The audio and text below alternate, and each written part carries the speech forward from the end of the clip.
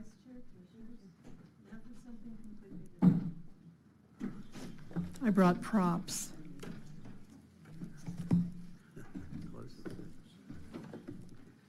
And I brought an excerpt of a term paper I did in English 1A. Just 'cause, semper fi.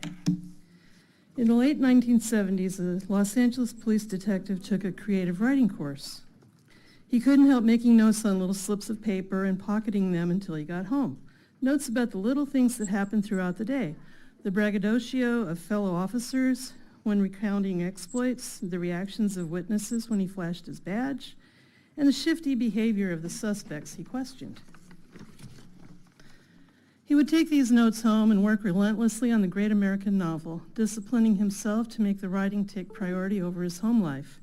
This left him little time for his family, but writing about his work, police work, with all its vagaries and warts, was his consuming passion. He had to write about it. When coworkers would ask him what he was doing with all the notes, he told them he was writing a book. Their usual reaction was, well, if it's none of my business, just say so. The detective finished a short story and it was rejected by Atlantic Monthly. The editors told him that the story would work better as a novel. It did. It was published with the title The New Centurions, and its author, Joseph Wambaugh, followed it up with another novel, The Blue Knight. By the time his third book, nonfiction, this time The Onion Field, was published, Joseph Wambaugh had become a millionaire. It all happened so fast you can't imagine, he said. Despite the difficulties of maintaining a double life, the sergeant tried to continue as a police detective. He obviously wasn't in it for the money. Why stay a cop? He explained it this way. Why do I still work as a cop?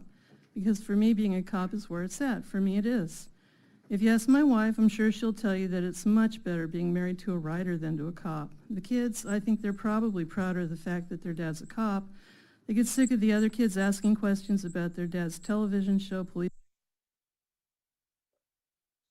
story in the books.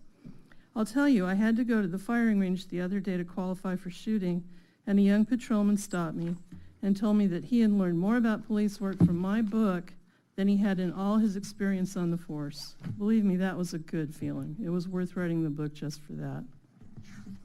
Wambaugh finally did turn in his badge out of frustration with his celebrity status.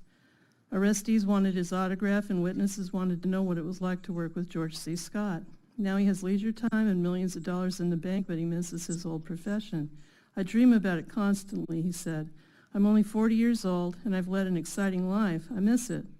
But he grinned as he continued. I think it's the lack of aggravation that disturbs me.